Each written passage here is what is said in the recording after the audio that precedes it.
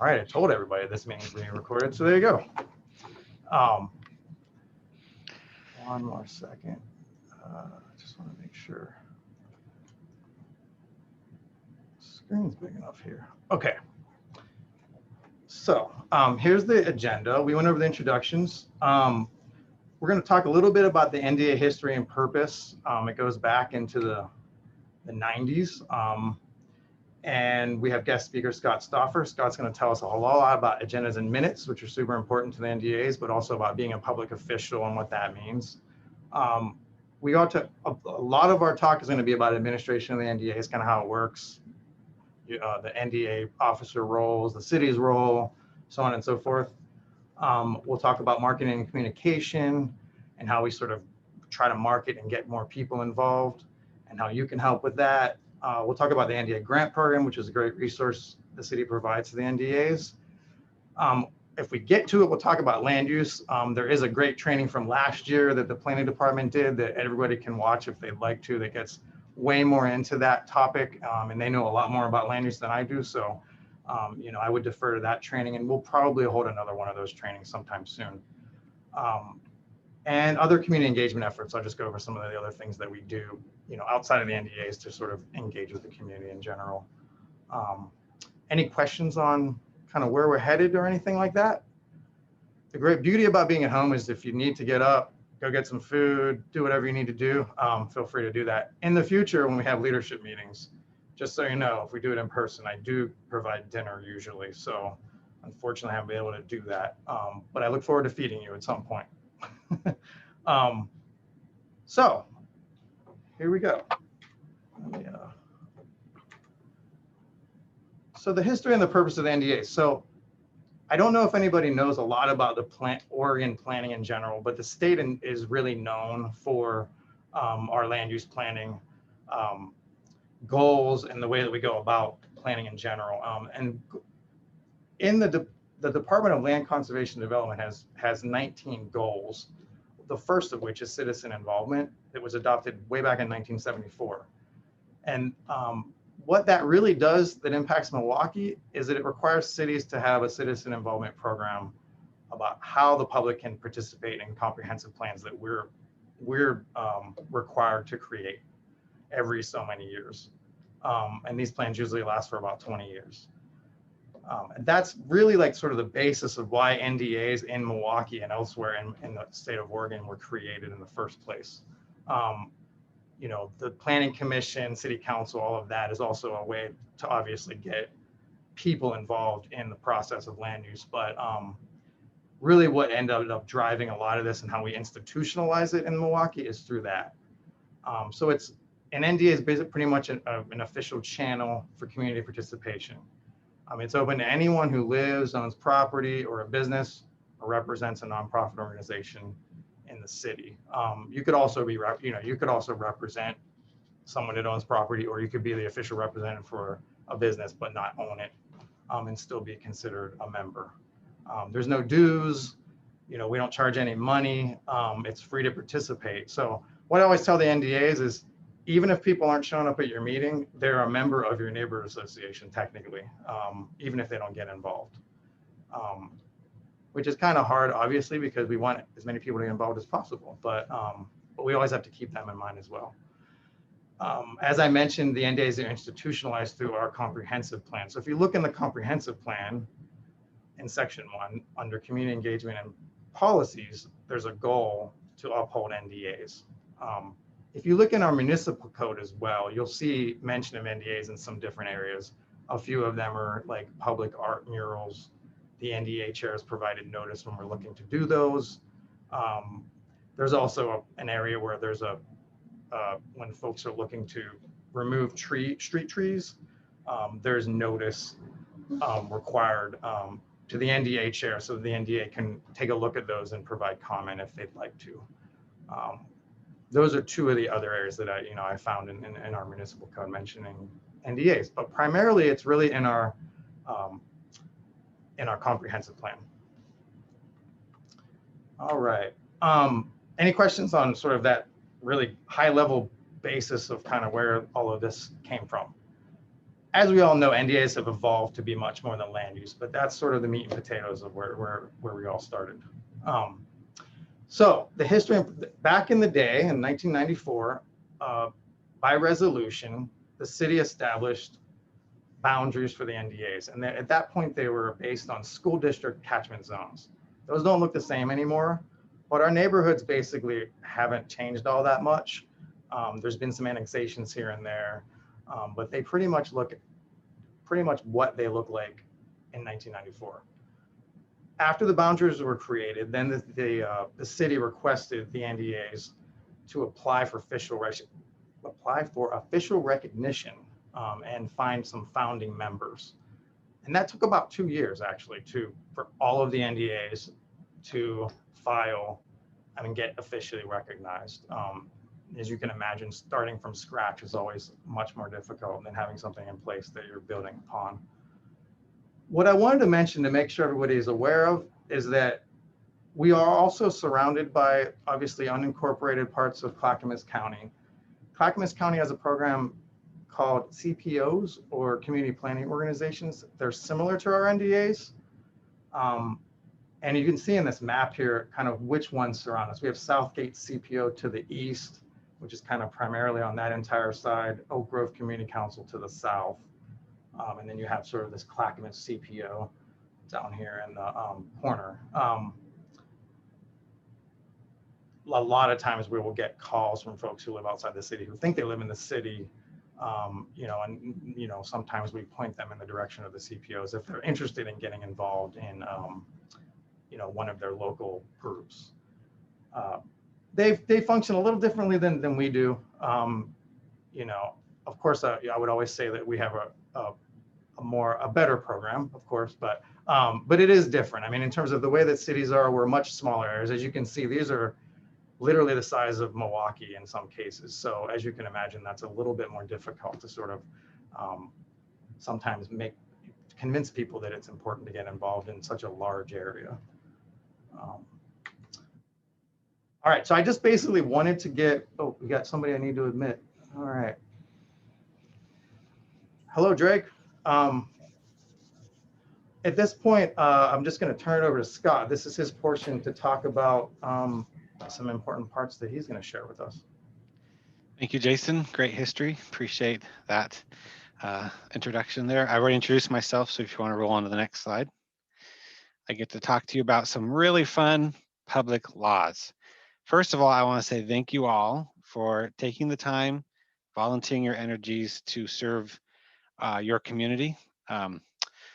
It's work. It's another thing to do at the end of the day when you come home or when you've got other things in life going on. And we want you to know that your neighbors appreciate it and the city appreciates it. So thank you. Congratulations. You're the ones who get to come to these meetings and make the decisions, lead the conversations, steer the direction that our neighborhoods will take. And that means you have to follow the rules. And there is a neighborhood document leadership guide. I think Jason has maybe shared with you already, or at some point we'll share it with you. There's a sort of one that you may have heard of if you've been involved in the NDAs. There's a code of conduct that has been proposed. We have a code of conduct for our boards and committee and commission members. But some of the things it basically says is you're a public leader, you're a public official.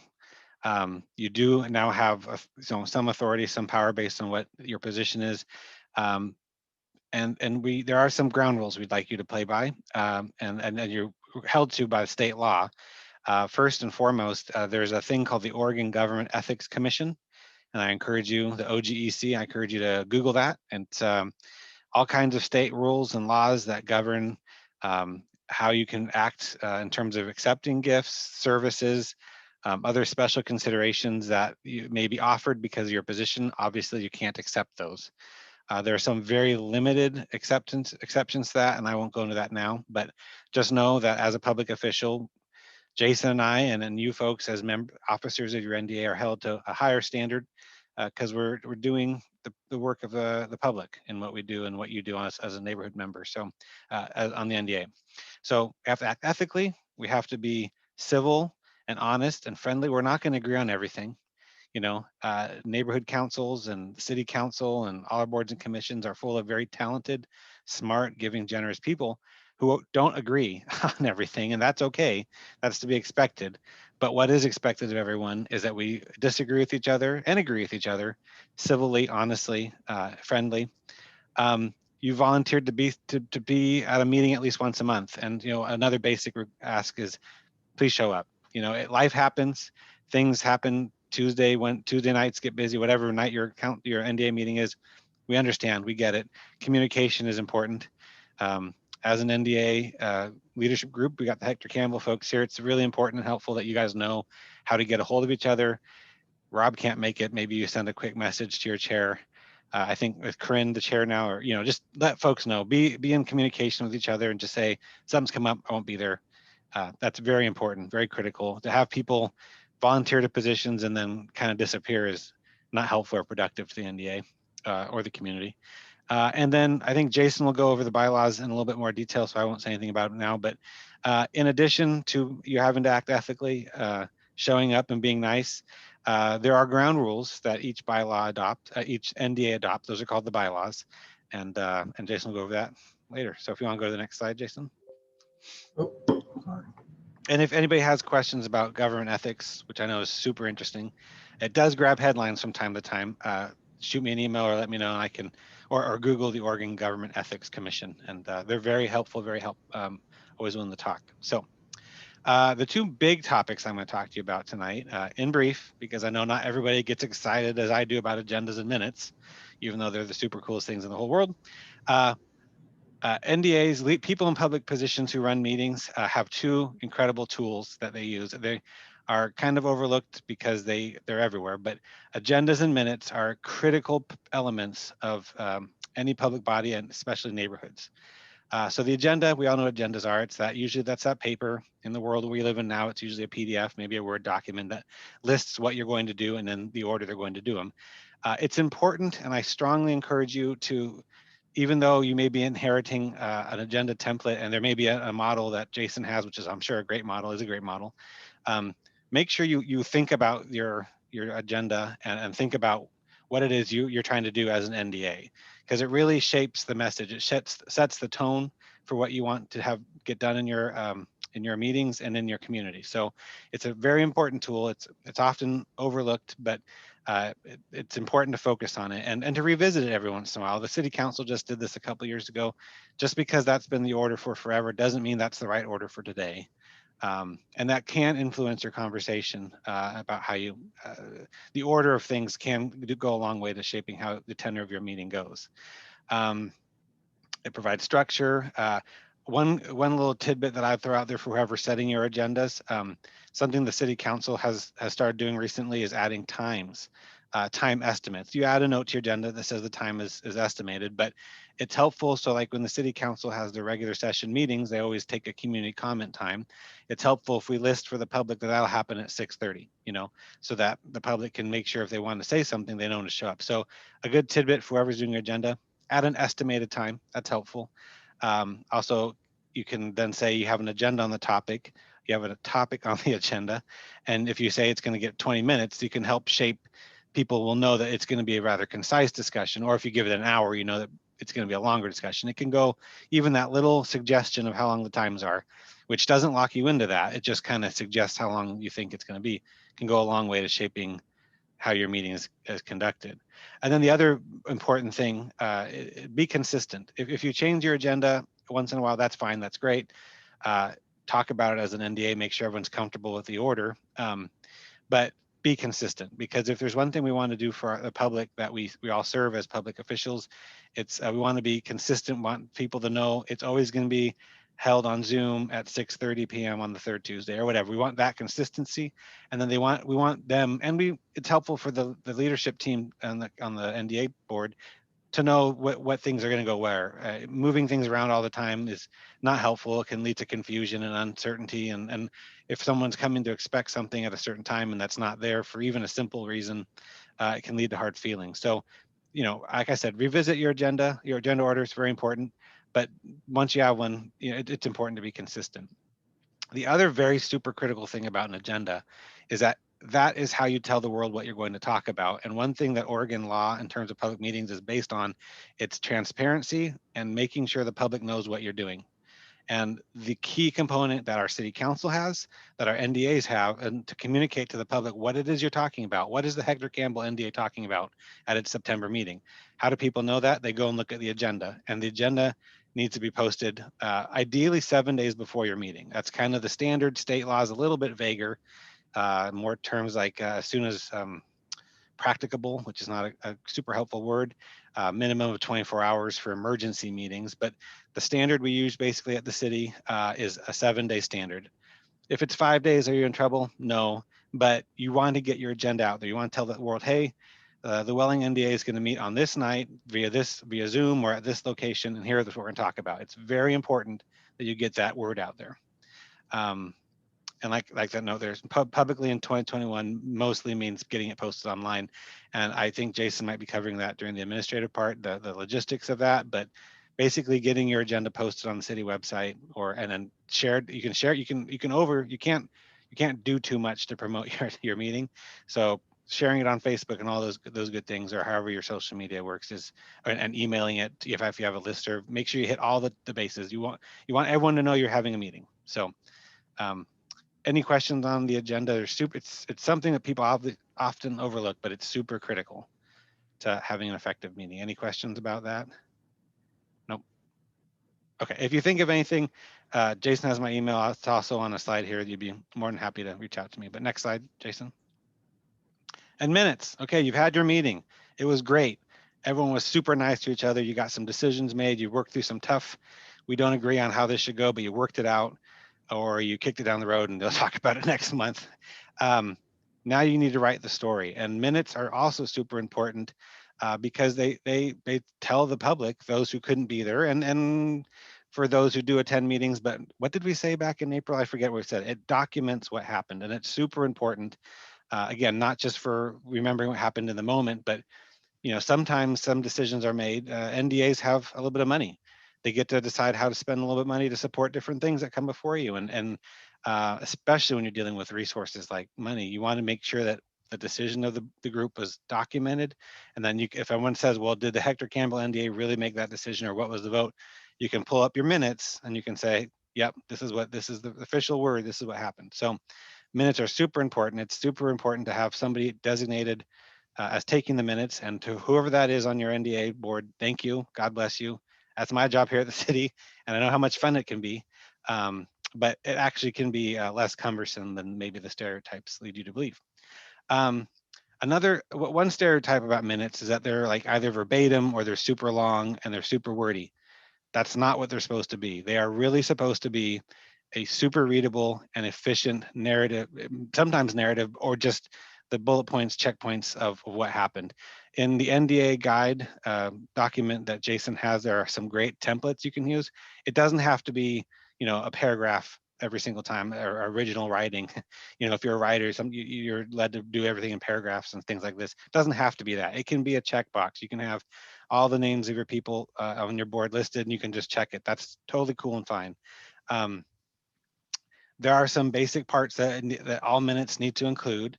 And we've just recently developed this great board and committee minute writing guide, and I'm happy to share that with you. That document sort of geared to the boards and committees of the cities, but really for minute purposes, it's no different than NDA. So if Jason, if you want to share that with the folks, or if anyone wants to have it, I'm happy to share it with you. But minutes need to have the name of the group that's meeting and the type of meeting that's being held, the date and place, when it started and when it ended, who was present, the members present. And it's a little nebulous for NDAs. Jason was alluding to it.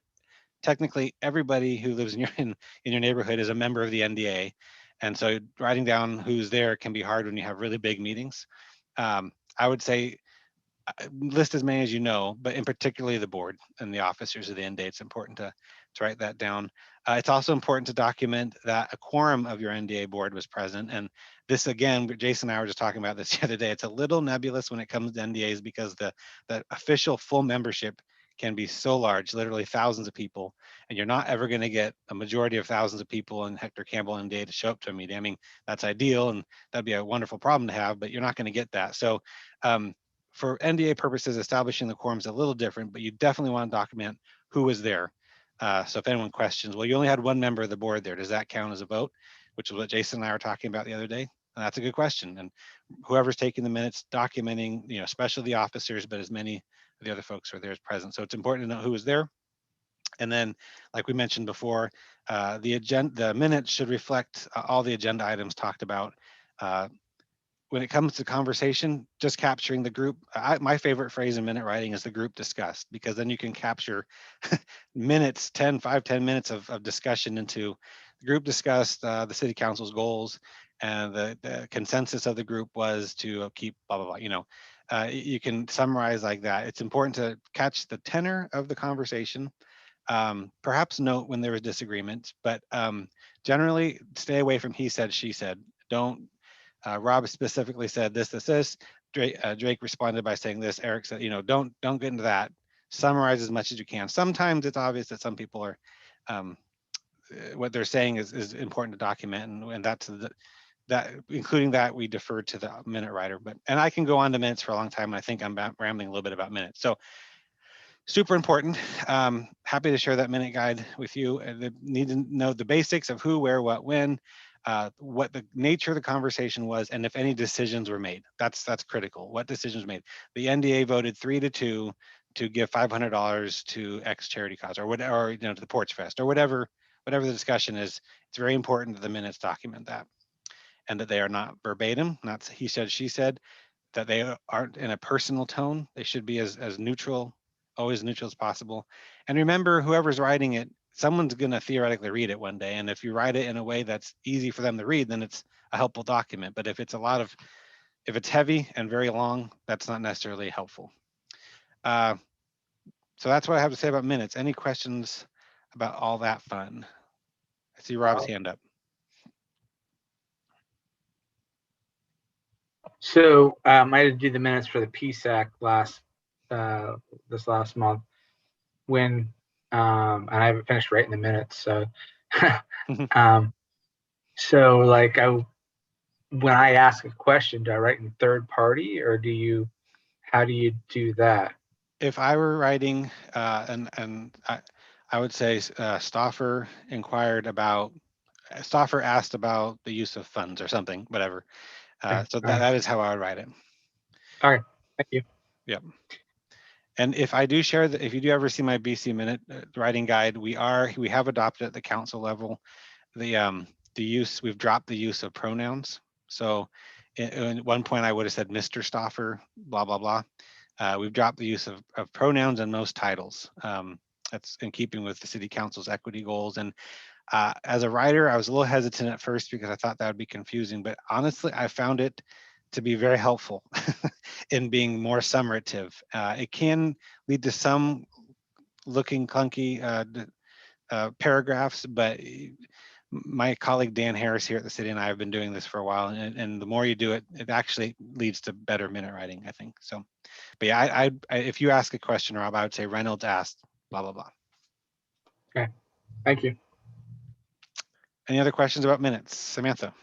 I have a question about recording votes. Yes. Sometimes if it's a close vote, obviously, I think you'd be able to catch that. But sometimes, especially when it's a Zoom meeting and you've got 30 people, if it's fairly an overwhelming vote, am I supposed to record how everybody voted? Can I just say majority passes? What would be sufficient for that? That is a really good question. And I suppose there are a couple ways you can do it. When I suppose NDAs, and Jason, y'all can correct me because I'm not super familiar with NDAs. I suppose there are some votes where every member present has the right to vote, right? Yes. Is that right? Yeah. So I think they would do that on like anything, pretty much, right? Yep. Yeah. Okay. Yeah. So if I suppose I would try to capture as many names as I can, you're voting one way or the other, but I totally appreciate what you're saying in that sometimes it's a voice vote and you're not going to be able to catch it. I mean, even on Zoom, at least you can see faces or see a list of people, but in an in-person meeting, there's just a group of people and everyone says I, and Jason, do you have any thoughts about how you've seen NDA minutes about that? I could see saying a majority of the members present voted aye. If you get a count, that could be helpful. You could do a count. If it's a small enough group where you can get names, that's probably the clearest way, but I can totally appreciate how that would be a logistical. Yeah, Yeah, it's not like a city council vote. It's, you know. Right, no, because there could be like 30 people at a meeting. yeah, it can be hard. I mean, I think, you know, like, you know, yes or no, kind of like out loud, like a vocal kind of vote can be hard because you don't know, you know, so you could go to like almost like a roll call where you literally just go down each person and the Yeah. reporter, you know, basically marks down who that person is. That takes a lot of time. But I think if you're voting on something really important, you might want to do that, especially in the Zoom world. And in person, you know, in a small group, like let's say there's only 6 people, you know, you can just do like show of hands or something like that as well. So I mean, I think it really depends on the size of the group and what you're like honestly even voting on to a certain degree, but there's no perfect solution. The roll call takes a really long time. The other one's a little bit imperfect. I would Yeah, say for the purposes of minutes, the most important thing is in recording the outcome. I would say a voice vote, something like this. A voice vote was held on the motion. If it's a motion, then Reynolds motioned and Gaither seconded to that the NDA should blah blah blah, and a voice vote was held with a majority recognized as having carried the motion. Motion carried, or the opposite. Voice vote was held with the motion being recognized as failing. The motion fails. Or like when the city council says motion carried with councilors Beatty, Falconer, and Nicodemus voting aye, Mayor Gamba and Councilor Heisey voting no. You know, if it's like both are right, both are correct, and both would be just fine. And I think folks would appreciate that sometimes you have 30, 40 people in a group meeting and it's not logistically possible, but recording what the outcome of and maybe and the type of vote, a voice vote was held, a majority carried the motion carried, or things like that. But that is part of the nebulous of an NDA that has potentially so many members. But very good question though. Scott, I know there have been secret ballot kind of votes that taken. I mean, I don't know if No. that's the greatest idea for an NDA because there's not a lot of transparency there, but you could, I suppose. Well, if somebody were to want to do logistically ballots, I don't know if they would have to be counted by the recorder. That actually could be helpful if the recorder clerk of an NDA wants to. I don't know if this totally jives with anything in the bylaws specifically, but there's nothing illegal about a ballot, and then every member present would have it, and you'd ask them to put their name on. Then you could definitively, you could bring 50 ballots to you with you every meeting, and you would definitively have. It would take a little bit of legwork then to go back through the ballots and then write it down in the minutes, but that would definitely get you further to capturing the names and the actual votes of everybody, and then those ballots could then become part of your record. So I wouldn't rule out secret ballots, not that they would stay secret, perhaps as a key to remember. Right. Okay. So I mean, the bylaws really don't dictate how to go about it, honestly. So you know, those are the options, I suppose. Mhm. Next slide. Next slide. All right. I'll go over these next two very quickly. There's a great manual, and I'll say that I should have grabbed it. I have a manual on back there that the Oregon Attorney General produces a public records and meetings law, which I'm sure everyone's memorized. It's part of school education. No, it's not. But it's a really super helpful document that goes over both public records and public meetings. It's sort of the Bible for those of us who do clerk work and this stuff and public meetings. But since you guys are public officials, the things I want to highlight here are anything, most anything that you do as in your official capacity as an NDA board member is a public record. And as the public record law is outlined there, it includes any writing containing information related to the conduct of the public's business that is prepared, owned, or used or retained by a public body, regardless of physical form characteristics. That means email, that means potentially an IM chat, it means texting potentially, it means something you post on social media. A recording of a Zoom meeting for your NDA meeting, that potentially is a public record. Everything you do that's in the name of the NDA is potentially a public record. There's a little caveat there, not everything rises to the level of a record that we need to keep for a very long time or is important enough to really retain, but generally thinking anything you do as for the NDA, treat it like a public record and it needs to be preserved, and it could potentially be requested. It's a little tricky, I know, because you don't have city email accounts and you're using personal email addresses. So I've seen NDA members create Gmail accounts, Hector Campbell chair at gmail.com or whatever, I've seen those kinds of, that's not a bad way to approach it. Then you can keep all your city NDA business stuff, your NDA stuff in your in that email account. If you get paper things, keep your papers clean. And I know it can be hard to differentiate and jungle that sometimes, but just know that you're working on personal emails, but you're doing it potentially with NDA business, and that is a public record, and we need to make sure that it can be retrieved if the public asks for it.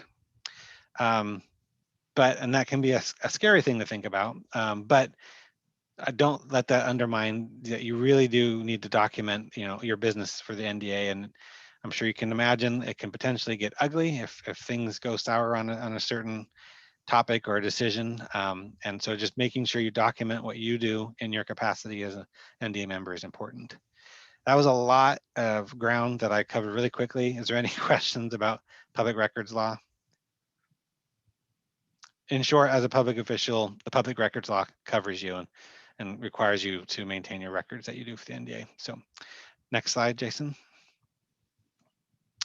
Now that you're an NDA board, you need to be aware of when you are together. Again, this is a little nebulous because the official membership of the NDA is so broad, but when you consider the purposes of the meetings law and conducting business, it kind of may be helpful in many circumstances to think about who's on the NDA leadership team, who's an officer. You're not supposed to discuss NDA business unless you're at a publicly noticed meeting. And again, that can be hard because you're talking about your community, you're talking about where you live. People may come to recognize you as an NDA leader and they may ask you questions. And one-on-one, that's one thing, that's fine. How many officers are there on each NDA, Jason, like 3 or 4 or 5? Well, there's there has to be basically 3. I mean, you have the chair, vice chair, and then secretary and treasurer on the bylaws is one position, but most of the NDAs separate those 2. So really there's 4 generally, and then a vice chair. But some have 10.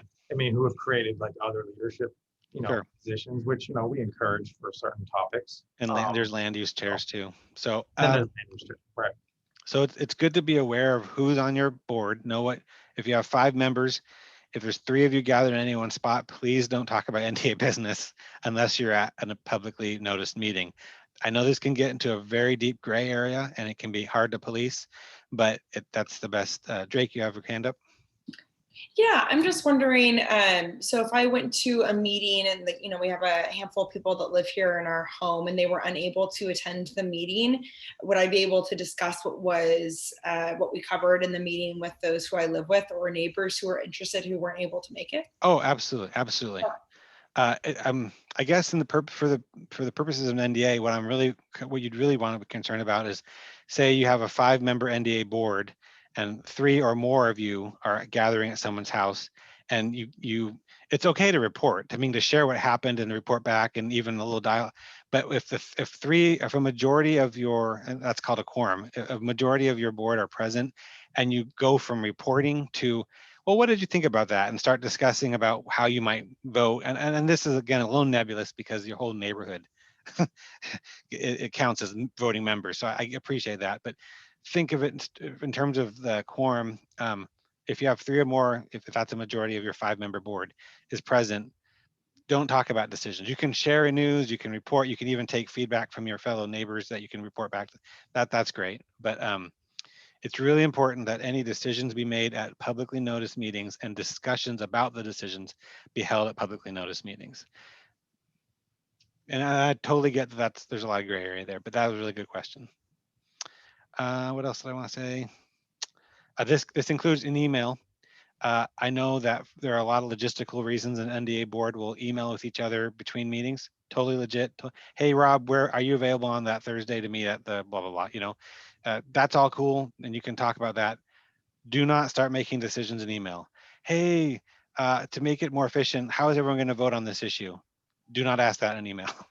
I know it can seem like it'd be really innocent and a good idea to have an efficient meeting, but I know it's going to happen. Don't do that, because that's against the law. You cannot hold a meeting via email, because obviously the public can't be there to watch your decision making. So don't do it. That applies to text. And it can be very hard to avoid conversations in social media posts too. But again, that's not a publicly noticed meeting. Please don't talk about NDA business decisions through like a social media Facebook post chat. That's not a good idea. So I've mentioned the Attorney General's Public Records Meetings Manual. It's super thick, but it does, when you've got specific things that come up, can be very helpful. And I think Jason. Oh, this is Sarah. I have Yes. one question. So what about small decisions, like what we're going to serve for food at our neighborhood picnic? Not how much we're going to spend on the picnic, but what we're going to serve. Is that? I see what you're saying there. I suppose if the NDA at a meeting has said, okay, Sarah and Susan and Drake, you guys go ahead and set up the menu, and if that works with the group, then you guys can break off, sort of be a subcommittee, I guess, almost, to decide that, and I could see that being fair. If it might be a situation where if there's going to be feelings about the food, or if you think more than just a couple members of the NDA are going to want to be involved in that, then you may just want to talk about the meal plan at a meeting. But if the NDA in a meeting you've said, hey, the two of us just going to go set the agendas, everyone the meal order, is that okay? And everyone says, yeah, that's fine. Then you can go off and do your logistics, and that's fine. You probably just want to acknowledge that that's something you're going to go do. But then the details of what exactly you're going to serve at a picnic can probably be handled offline. That seems reasonable. Thank you. Yeah, because at that point, you probably made a decision. You're going to have a picnic. You're going to spend money on the picnic. Yep. That's all been made public, and now you're just trying to figure out what food to get. I don't see why you couldn't do that. Yep. So I'm running over my time, Jason. I'm sorry. I'll finish real quick. Along with the minutes, when you have a meeting, if someone gives a presentation, either a PowerPoint or if you're in person and they hand out a piece of paper, those things technically become exhibits, including digital PowerPoint slides, and they really need to be collected and attached to the minutes. At the city council level, we call that, it becomes, along with the agenda and the minutes and then the staff reports that go with it, those all becomes part of the packet. I don't think that's something that NDAs generally do, but I'd really encourage the secretary to make sure that those exhibit items are collected and contained with the record, because sometimes the minutes will reference, Eric brought a report from the NDA from some agency, and if it references a document in the minutes, it can be very helpful for those reading those minutes in the future to say, oh, here's that document that was referenced. And so I encourage you to grab all those. Audio and video recordings, obviously it's much easier to record like we are right now in Zoom.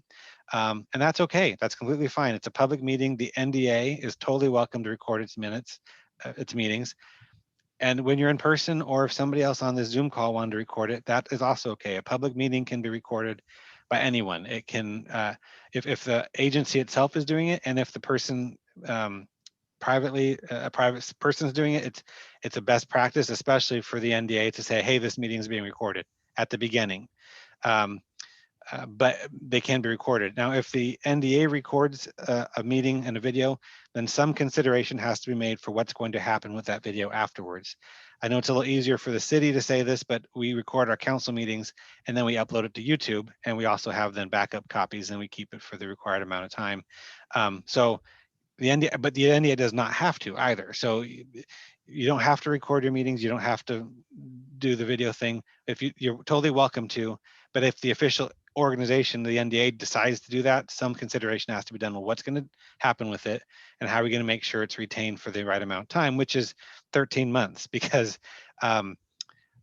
video of a meeting is considered a copy of the minutes until the official minutes are adopted, which generally probably is within the next, hopefully you're preparing your minutes and they're approved at the next meeting. And then 12 months after the official minutes are adopted, then the video is no longer a public record and you can just get rid of it. So that's a question that's on the videos. And then I'll just, my parting shots is, as someone, one of my jobs here at the city is I help recruit and get the appointments for board and committees and cities. And we have a number of openings right now. So if anyone, I know you guys are all locked into the NDAs, but we've got openings on the Kellogg Good Neighbor Committee, the Park and Recreation Board, the Public Safety Advisory Committee. Rob's committee has a couple membership. If you know anyone who lives in Lake Road, they need a member. And then there's an at-large, and then the Arts Committee has 2 positions. You know, you're going to have vacancies. People come and go, people move, people get busy, life happens, totally understand. But as new members come, make sure you're welcoming, make sure you provide the orientation and get them up to speed on what the NDA is doing. And when you have a vacancy for a position, I know it's like pulling teeth sometimes, but the NDA leaders are the ones in the community, and you, over time, you'll figure out who's who and who might be able to help. And being an ambassador for your board is super critical and helpful. So I've talked for longer than I think I was meant to. I was also going to say my last words is, we here in Milwaukie, and I live in the city too. I live in Lake Road neighborhood, and so I truly appreciate that we have such an amazing resource in Jason. This is Jason's second tour of duty with the city of Milwaukie. He was with us in the early 2000s, and then he went and perfected his craft in Seattle and Beaverton, and he's back with us, and we're so happy that he's back with us. He's an amazing resource. He knows where things are in Milwaukie, in addition to just what's best practice for neighborhoods. So I really encourage you to reach out to Jason and tap him. And if I can help in the wonky things that I do, I'm always happy to help as well. So with that, thank you very much. And thank you, Jason. Thanks, Scott. And you are free now, Scott, if you'd like to. One little tidbit that I thought I'd share though before you go, Scott, is that we keep the agendas and minutes of the NDAs pretty much forever.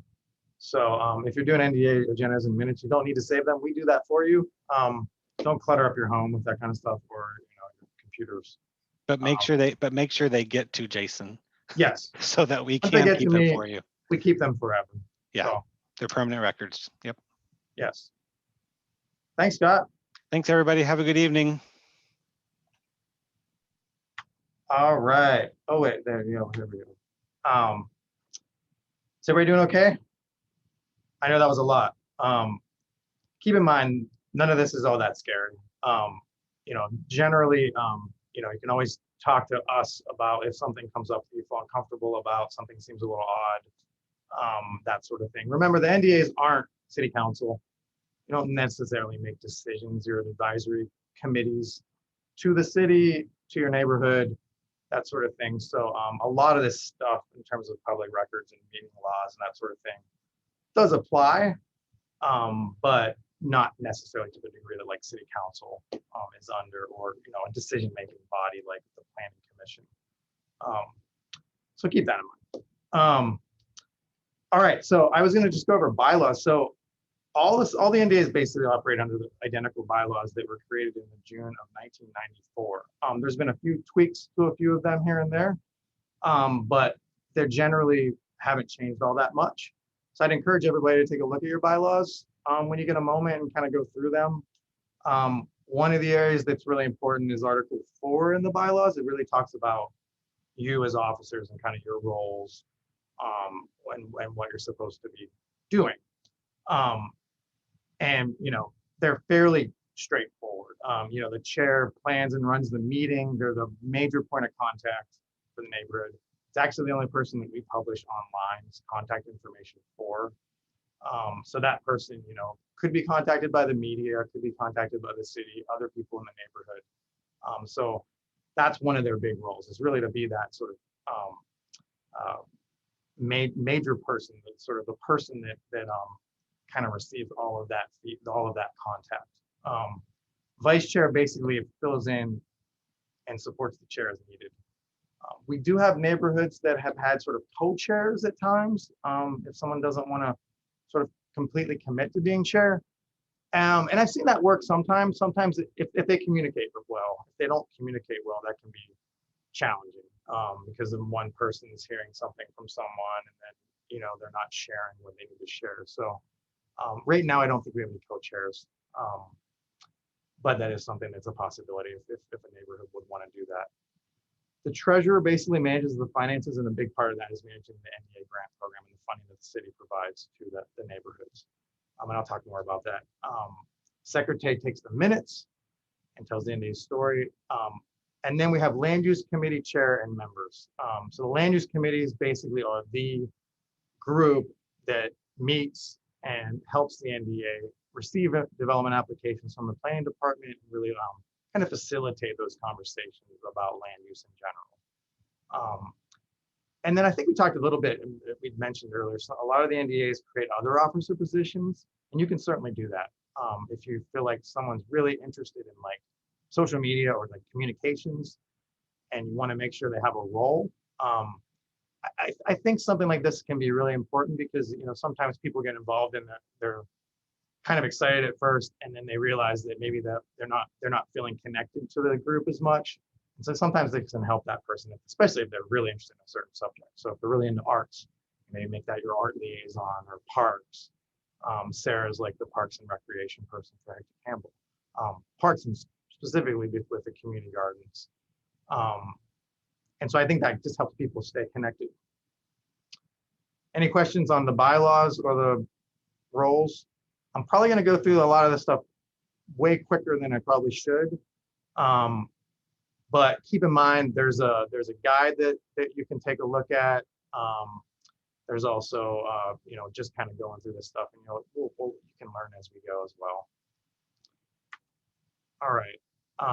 There's NDA representatives on other city committees. So as Rob mentioned, he's a member of the Public Safety Advisory Committee. All 7 NDAs have a person that the NDAs recommend to be on that committee. There's also at-large positions as well. The way that works basically is the NDAs votes to fill those positions, but then the city council by resolution actually officially appoints that person to the committee. So there's kind of a two processes that happen there. Then there's the Kellogg, and the Kellogg Good Neighbor Committee is basically the Kellogg treatment plant. And so there's NDA members on that committee from Historic Milwaukie and Island Station only. Those two, just because the treatment plant is in that kind of in between those neighborhoods. That committee helps basically figure out what to do with this Good Neighbor Fund in terms of making the treatment plant, you know, planting trees, beautifying it, and that sort of thing. And then you'll find that there's other temporary committees that you may be asked to join at times. I can't, you know, in terms of when we did the Visioning Advisory Committee, there were people from NDAs that joined that. Comprehensive Plan Advisory Committee had NDA members, so on and so forth. Annual elections. So each year in May is when we elect folks. That's listed in the bylaws. We help the NDAs basically get the word out about those elections. Usually it's put in the pilot. You know, we might put it on social media. So those are the different ways that we kind of let people know, hey, in May, the NDAs are going to hold elections. Now, you can also hold elections as needed throughout the year. So, you know, if you lose your treasurer, or someone moves away, and you need a new treasurer, you know, you can fill those positions in between. So it doesn't have to all happen in May. May is just the time that we kind of focus in and try to get people excited about getting involved with the NDAs. I already went through the special elections. NDA leadership meetings. So generally about quarterly, I will get together with and invite all of the NDA officers to meetings. And that's really to have guest speakers come and speak. We usually have a round table where each neighborhood shares, you know, what they've been working on, things that maybe they can partner with on other NDAs. You know, it's a way to basically bring everybody together and learn from one another. So those meetings I will invite everybody to. And in normal times, as I was mentioning earlier, we would normally have at City Hall here. I would get some pizza or some other food to share and have dinner. And kind of, you know, it's very kind of an informal meeting to kind of get everybody together in a fun way.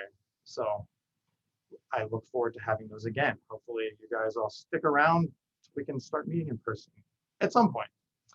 All right. I was going to talk about Robert's rules because it's mentioned in the bylaws that's kind of, and I know we talked about voting a little bit, so I'm not really going to talk about that a whole lot. So I think we already went over that. This is just, you know, in the leadership guide, this little thing that I'll share with you, it's online all the time.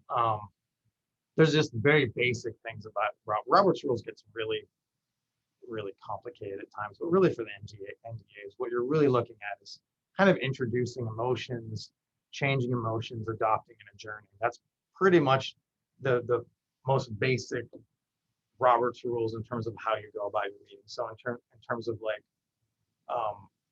and I think most of you probably are aware of these or have seen kind of how that works. So I won't go into too much detail about that tonight. And in terms of about like seconding the motions and that sort of thing. So a first person introduces and the second person, another person seconds that motion. Most people have been sort of mostly kind of aware of those very general rules for small groups like that. All right, insurance. So the city pays for the NDAs to have insurance. So what I end up doing every year is I make a spreadsheet of everything that I think you're going to be working on for the year, and that includes your events, your meetings, just any activities that you might have typically. And I submit those to an insurance company, and they write us policies. And basically, this is for like against third-party insurance claims. It's we get certificates also to be that you should be aware of from all the places that you typically. So a lot of the NDAs meet in businesses or at a school, or have things that happen in parks, and this insurance covers all of those things basically. So what I'll end up doing each year is working with the neighborhoods and trying to figure out exactly what's coming up. If you're going to have an event that you normally don't have, and you're feeling like maybe insurance might be needed, just let me know. We can talk about that. A lot of times, new events will fit right into what we already have in the policy, because it's kind of an umbrella policy. But there might be times where, you know, hey, we're going to have a meeting at this business inside their building, and or we're going to have an event, and they're asking, hey, we would like an insurance policy, you know, a certificate that names us as additionally insured. We can do that. Just let me know. We can work with the insurance company to make that happen. Sometimes they'll charge us a little extra, but a lot of times they'll just write their certificate. Does that make sense? And I can share those policies with anybody who would like to see them, kind of what they say. But they're, like I said, they're just a general commercial liability. So I guess I should, so if like in your active duties, if you're at a meeting and, you know, at Linwood Elementary School and you tripped and fell down, that something like this could kick in because you were the chair of the neighborhood and you were like talking up front, and all of a sudden, you know, the ceiling fell down on top of you. You know, something like that. It would cover things that just happen when you're acting as an officer for the NDA. I wanted to mention a code of conduct. I haven't rolled this out yet, but we recently had a conversation with our city council. All of our board and commission members are asked to sign a code of conduct. And it you know, it's basically a document that says we're all going to treat each other with respect, and generally be good people to one another. We're going to actually roll that out for the NDA member officers as well. Just have some consistency with our board and commission members as well. It says pretty much this very identical things for the NDA. So you'll probably be seeing that in August, and it's just basically a document to sign. But when I send it out, just let me know if you have any questions on kind of what that means. All right, any questions as I know this is a lot, and it's a Thursday night, and we're on Zoom. Any questions or anything that needs to be clarified? No? Okay, everybody doing okay? I know I can only make Zoom meetings so exciting, but I'm trying. All right, so I just want to go over a little bit, and I might go through some of the stuff a little quick. I want to get you out of here definitely by 8. And I think that first part with Scott took a little longer than we expected. We haven't done this in a while, so thanks for bearing with us.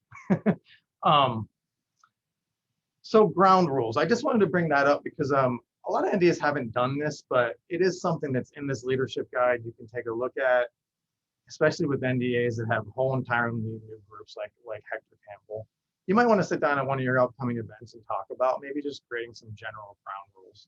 And a lot of times those can be posted at the front of the room. You know, when you're having your meetings, especially when as new people join, it's, you know, that just basically helps, something's going wrong, or maybe the group's not having trouble on something, you can kind of point to those ground rules. Hey, we've all agreed to that. Here's just sort of just some basic ideas that you can start with. And usually when you're creating them, just do it as a group, and people can kind of like, start with a template maybe, and then just kind of grow it from there. And it's really everything from treating everybody with respect, sharing your own experiences and opinions with I rather than we, not attacking individuals, that sort of thing. Because we NDAs tend to talk sometimes about some difficult subjects. The fun stuff is there as well, but there's always going to be times where people just don't agree, and this can kind of help. With that, also as a work plan, a lot of the NDAs do develop work plans. I think what's great about a work plan is that it's probably your best tool to get more people involved. I think if they see that you're working on stuff over the next year or 6 months, and they're like, wow, that's really cool, I want to be part of that. That's like your way to get the word out about really what the NDA would like to be about. And that's always a great conversation to have too, especially when a new group's trying to figure that out. So I would definitely encourage you to do that if you can. If you have some folks that have been around for a while too, you can, they can help talk about sort of what's worked in the past maybe, and what's been good, what's been bad, what's worked and what hasn't. And that's a way to go to move forward. And then in terms of the work plan, I mean, I think the bylaws of the NDAs really say, hey, these are groups that get together to talk about land use, but also about just community engagement in general. But really your NDAs can be what the group would like them to be overall. I mean, there's some basic things related to land use and things that we have to always attend to. But, in my time working in Seattle and Beaverton and here, seeing neighborhood associations, I mean, they can be so different. And usually it's really what's that neighborhood needs, at the moment. Or sometimes people are really interested in like events, and they just want to have really fun community events, and that's what they focus on. So I mean, I think like having that conversation is important, but what I would always say is also keep it simple. I think some neighborhoods try to bite off more than they can chew. Neighborhood associations are great groups. It's amazing, but don't try to necessarily change the world. Because what ends up happening is people get a little bit burned out if expectations are just too high. So always when you look at goals, maybe identify 2 or 3, maybe even 1 for the next year, and make sure that that's done really well, and then celebrate that, and then maybe move on to the other things. You don't want to make it too simple, of course, but I have seen groups just burn themselves out, and having too lofty goals doesn't really help anyone. You just end up getting frustrated. Does that make sense? I'm sure you all have ideas for what you'd love to see in your neighborhood, so this is a great way to do it. I was going to talk a little bit about recruiting and retaining members. I know this comes up. This is a lot of text, and I apologize for that. I don't usually do this, but for some reason with this training, I just kept putting a lot of text on here. I just wanted to go over a few things. Providing refreshments to me is always important. You're probably going to have the conversation in your neighborhood about whether or not you can use grant funding that we provide for food. You can.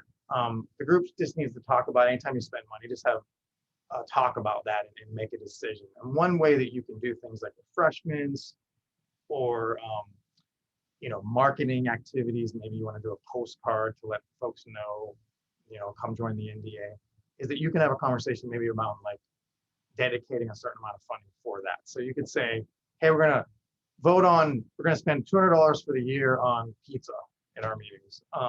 Great, we're going to do that. Or we're going to spend $500 on marketing in general. And that's, that could be a postcard, it could be a flyers, it could be welcome baskets for new people in the neighborhood. I mean, whatever you might want to come up with. But I always encourage food. I don't know if it gets more people to the meetings, but it does make the meetings a little bit more friendly, think people these meetings are usually held during the dinner time. People are hungry. And it just, maybe it's a little bit less hectic for folks if they don't have to figure out how to get food, before they come to the meeting. So I definitely encourage that. Don't get carried away. I mean, you don't need to buy filet mignon at the meetings, of course, but some pizza is not a bad thing. Signage at the meeting, especially if you're meeting at a school, like way back in some strange, room that folks might have trouble finding. You want to make it as easy as possible to find. Having a greeter. I'm not going to go over all of these. I'm trying to think. Relocate meetings. I know Scott said be consistent. I think relocating to a certain degree is okay. I mean, I think you don't want to change every single meeting you have over time, but maybe every now and then relocating can be helpful because maybe that'll help folks. It might come closer to them and maybe they'll be more inclined to go.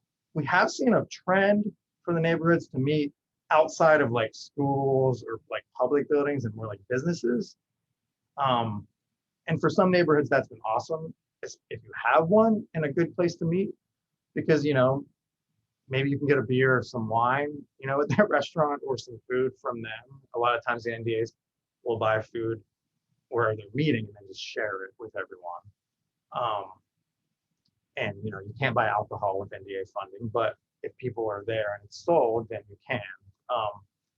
And that can help definitely entice people to come out. If I can go out and maybe make it like a social activity while I'm also attending a neighborhood meeting.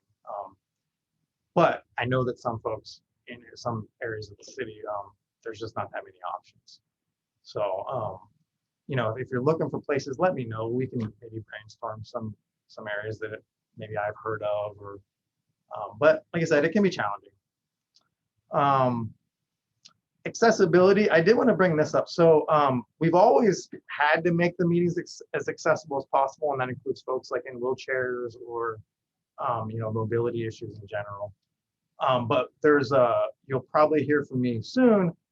During the pandemic, there was a bill that passed through the state legislature that says public meetings have to provide an option for a virtual option, basically, in a reasonable way. We haven't really interpreted exactly what that means yet, but we will have to, moving forward, once we start meeting in person again, develop a way to provide people who want to attend virtually be able to do that. We are going to keep paying for the NDAs to have Zoom accounts for the time being. So that can be an option. And honestly, this might be putting a laptop down on a table with a webcam to allow people to Zoom into the meetings. And there might be times where that you can't provide this option. I think that reasonable part of the bill, applies to us. If you're having a meeting like Hector Campbell's going to in a park, maybe that's not possible. I mean, so we can work through it. It really doesn't kick in until January, technically, when the new year comes. But we should probably start making strides before that, just to, get used to it, I guess. And it might even be a telephone that people can call in that's sitting on table. I don't know. We're not sure. I know, we are purchasing and have purchased technology for our city council meetings to abide by this moving forward, but we're not going to be able to provide that to everyone because it's expensive equipment. So, any questions on that? Has folks heard about that at all? Anybody? If you haven't, you probably will soon, at least for me. Seems like a conference call would be the easiest way to do that, and something that has happened for a long time pre-COVID. Yeah, definitely. Eric, did you have from a treasurer's standpoint, finding a location to have something, does the location need to be free, or could we use funds to like pay for the community center, whatever they charge to have the meeting or whatever? You can. Yeah, it definitely can be used for meeting space if there's a fee. I mean, like Island Station meets at the Grange, and they don't necessarily charge them a fee, but they use the space so they feel like they're obligated to give them a donation. every year. Because Yeah. electricity and all that kind of stuff. So they do that. So yeah, you can definitely, if there's a fee for a place, you could do that. Okay. Yeah. Cool. All right. Jason? Yeah. Does the new public meeting law apply to subcommittee meetings or just the main NDA meetings? It's a really good question. I think it says public meetings. It's very broad. It's very general. You know, I think it probably would be any meeting that we're having to put, like, to publicize, like if we're putting it on our website or something like that to make sure the community knows that they can join. I think like a subcommittee meeting probably wouldn't need to. I'm gonna guess, but I can, let me look into that. It's, like I said, it's still a little bit unclear. You know, exactly what we have to do. I think they're just trying to make strides to make the meetings more accessible to folks. The good thing about all this, I mean, I think through the pandemic, people have been joining, you know, meetings like this that maybe they didn't before because they had to go somewhere. So, you know, I think continuing that makes sense. I think we're all used to this now, and it's just part of our future, you know. So does that make sense? I'll look into it a little bit more. I'm going to send more communication about this whole thing sometime in August when I have a better answer. So, all right, marketing and communication. Let's see. Yeah. So NDA maintain email lists. So all the NDAs, I believe, keep their own email lists that usually are passed down between leaders as time goes on. I think we talked a little bit about this. If you want to set up an email account just for NDA business, you can do that. A lot of folks choose to do that just to kind of keep things separated. You know, I always tell folks don't send too many emails out. Always use the BCC so that you're not sharing giant email lists with people. It also makes the email shorter just in general. And then just, you know, always staying professional and courteous when using those emails. It's pretty straightforward. But yeah, if I know we have a database here that we keep all the officers' like contact information in, that I've asked folks to provide that. That information is only really for, we don't share that with folks or anything like that. You know, the majority of the places that I use that are for my Friday updates when I send that out to all the NDA officers. And I'll get to that, why I started doing that in a bit. And NDA maintained websites. I think right now we have 2 NDAs who have websites, Ardenwald and Hector Campbell. I think we used to have more, but I think a lot of folks have just decided that social media is going to be their primary way, or the city, and I'll get to the city's web pages for each NDA as well. But the social media channels I have listed here, I'm sorry if I'm missing any of them, but I believe that's what everyone's using at the moment. Facebook's pretty popular amongst the NDAs. As you know, we have a city NDA or a city Facebook page as well. It's probably our definitely biggest following on social media. I'll talk a little bit more about that there, but I know websites can be hard. They can be, you know, social media is a little bit more easy to maintain over time, whereas websites tend to take a lot more time. Sometimes they cost money.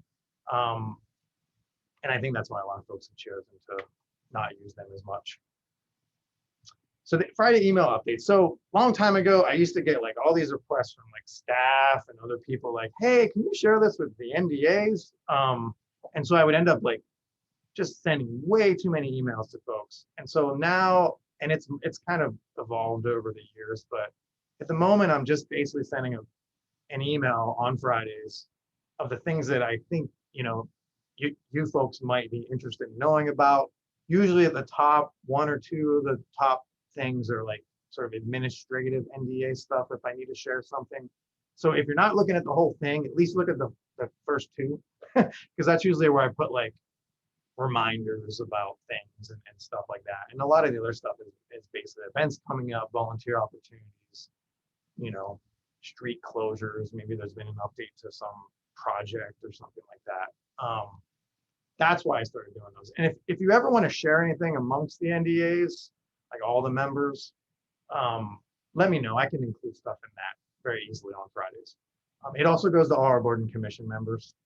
So, and city council and all of our department heads. So all of like the departments and city council get it as well. So yeah, feel free to share stuff if you want to share, you know, things that you might be doing that I'm missing, things like that. The city website. So we have NDA web pages for each neighborhood. There's a little image of the historic Milwaukie up here in the corner. I'm always looking for fresh content. I mean, I basically manage those pages, and they usually have very basic information on them. But if there's anything the neighborhood would like to share, you know, let me know. I have a hard time keeping them updated because I update a lot of web pages. So if you see stuff on there that needs to be updated, you know, keep an eye, you know, keep a lookout for that kind of stuff. I like to keep them as relevant as possible. And if there's a format that you'd like to change, we can change it up as well. I'm definitely open to making that what you want it to be. Email subscriptions. So on the website, there's email subscriptions for various things, and one of them is neighborhoods. And this little image here, you can see, well, you can see neighborhoods at the bottom there. Basically, people subscribe to those. The only time I really use them is when I post the agendas to the website. I'll send a message out to everybody that subscribes saying, hey, Hector Campbell has posted their agenda, you should come. We can use those email addresses to share other stuff if you have messages or something you want to let folks know. I don't want to send too many, but every now and then we can use those if you really want to get the word out. And they vary from 30 subscriptions to, I think Ardenwald, somehow they put everybody in their list in there at some point, so they think they have like a couple hundred. But yeah, that's primarily how I use those if you see those. Pilot newsletter, important. So everybody gets the pilot. The pilot goes to all addresses in the city of Milwaukie every month except January. We skip the month of January. And as you know, for years now, we've provided an opportunity for the neighborhoods to have a column in the back of the pilot to talk about, you know, what the neighborhood's been doing. And you'll get those emails typically from Jordan Imlaw, our communications program manager, who he writes the pilot. And he'll send out sort of these tips that you can see on the slide here. It's basically in terms of like length, writing in third person, how to submit your articles and photos if you would like to submit photos. Usually, you know, what we're looking for with those is like how, you know, letting folks know what's happening in your neighborhood. We try not to make those editorials necessarily. I know some people have submitted them that way, but usually we really want those to be, you know, a way for you to encourage people to come to your meetings, tell them what you're doing, you know, things like that. And so Jordan will work with folks on kind of what's in there. If there's ever any questions, you know, you're like, I don't know if I should put this in there or not, you know, let us know. We can talk about it. But it's a great way to communicate, because I know people definitely read that area and check it out every month. And if you're wondering why the due date is always seems so darn early, it's because basically we have to get these things to the printer pretty early in the month for the next month, because we try to hit mailboxes by the first of the month. And so, you know, sometimes it'll be like the middle of the month when they're due, and I know sometimes that's difficult. Yeah, Sarah, do you have a question? So does the due date fluctuate each month, or is there a consistent, like a cadence? Because what we're trying to do is we're trying to build a calendar between the chair, the vice chair, and the secretary to kind of map out all due dates and upcoming meetings. And so I'm just curious if there's a cadence. There kind of is. It's usually, I believe, like the second. It's usually like a mid-month. You know, it doesn't change too much though. So I mean, I think you should kind of look for it around mid-month. So it's safe to shoot for like the 15th of every month for the month. Yeah, generally around that time. Okay, got it. Thank you. Yeah. Any other questions about the pilot? All right.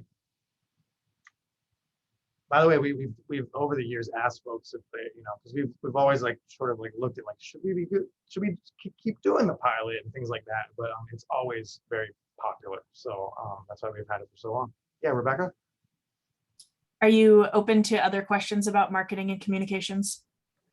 Yeah. Okay. We had a couple questions that came up in one of our subcommittee meetings this summer about a bulk mailing permit and if it was possible to use the cities and pay for like a certain number to send something out. And then the other question that we had was if the city was able to assist with translation of documents that we might want to then send out or have available for distribution within the community. So I was wondering if you have some of those centralized resources or if we would have to look into that ourselves. Yeah, so the mailing, so the pilot's basically mailed by postal carrier route, so there's not like individual addresses put on them, and that is the cheapest way to mail items basically, and it's by postal carrier route. So you could do it that way if you wanted to mail something. The only problem with that is that they don't fit neatly into the NDA's boundaries. So you have to sort of like, you'd end up sending it to areas outside of your neighborhood. But it is definitely by far the cheapest way to send stuff. That's one of the reasons why you'll run into folks who don't live in the city who receive the pilot, because the carrier routes, they're all over the place and they change like constantly. But we do our best to make sure they fit, but if we put individual addresses on the pilot, it would cost a lot more money. Because basically the letter carriers just have piles of them and they just put them in every mailbox as they put on the line. Way less time intensive, that sort of thing. We work with community newspapers who like publishes like Hackers Review and whatnot. They're the ones that publish, that print the pilot. So we can always, if you want to do a mailing, we can probably help work with them to do a mailing. So. Okay, we were mostly interested at this point. We were interested in printing the survey that we have going out with a return, like paid mailing, basically, so that they could get back to us. Yeah. But we wanted to try and like rather than put stamps on a bunch of things that might not actually be in the mail. Yeah. I can follow up with you more about it. Yeah, there's no perfect way to do it. We definitely have mailing lists, like addresses that we run through our GIS department for each neighborhood if you want to do a mailing like by address, but it is more expensive. It gets pricey for sure. Okay. Especially some of the bigger neighborhoods. And then the other question about translation, we struggle with translation as well. So we've been talking a lot about translation actually here. We're working on a city policy, which we don't really have one, on like what we translate, when we translate. And we really don't have a ton of resources. A lot of times when we're translating stuff internally, we have some staff who have been identified as able to translate in different languages, especially Spanish. But in fact, we're going to probably lose one of them soon. But so we haven't really figured out how to do that, and it's expensive to use outside help. So we've been doing a little bit. There was a recent conversation with council about potentially translating the pilot, and what that would look like. So we have a long way to go with that. So the long answer, probably longer than it needed to be. I don't think we could help in the NDA necessarily right now, but I think we'll probably get to the point where we can potentially help. So. And if we decided to use neighborhood funds to contract with ERCO or Linguava or another provider, that would be suitable? Yeah, definitely. Okay. All right. Thank you. Yeah, for sure. Yeah, I think one of the things with translation we struggle with is like making sure that when what we're translating, it's like the person can have that full experience all the way through and receiving the information that they need. So yeah, we have a lot more conversation to go in that area for sure. Anything on marketing and communications? The other thing I will mention, I did mention that we can provide mailing lists to folks if they want to do postcards. We have internally helped folks design like postcards and that sort of thing. It's usually Jordan, the person that does the pilot. He's our best graphic designer we have in-house. If I ask him really nicely, he can help the NDAs, create stuff. We also use a graphic designer locally. His name's Gabe Storm. He does a lot of our graphic design for city stuff. PDX Designs is the company. So let us know if you want to do like that kind of stuff, and we might be able to help. All right. I want to talk a bit about the matching grant program. So we're at 7:33. I think we're doing okay. If we don't get some items on this, I can share these slides later, and there's other resources that I can share as well. So I wanted to tell you about the grant program because it's kind of changed over the years, and I think it's important to know that because kind of where it came from. So in 1998, the program was created, and it was a matching grant program. And at that time, there was a resolution. They had these different categories. The neighborhoods could apply for funding through the city to do projects, and there's the categories are listed on the slide. They're neighborhood organizing, neighborhood physical improvements, neighborhood preservation, neighborhood cultural, social, recreational initiatives. At that time, there was an application process, and the neighborhoods had to basically come up with some sort of a match. 25% had to come from volunteer labor. They could find match in cash or the cash value of donated supplies, equipment, space, or professional services. These types of matching programs were really popular around this time. Seattle had a huge one. They gave away millions of dollars for a really long time, and I think they still do, to do these types of partnerships with the community. And that's how it started out. We had a big database here. We keep track of everything. At the end of the year, we really, celebrate all the successes that we had. The match that kind of came in. We provided, $6,000 to the neighborhood, and in match, we were able to see, twice that or 3 times that. So that's kind of how it came about. In 2010 or so, I wasn't at the city at that point, but basically we decided at some point that we were going to make that a little bit, we basically were going to change the program. And the reason was staff time was a consideration, and allowing the NDAs to access funding a little bit easier.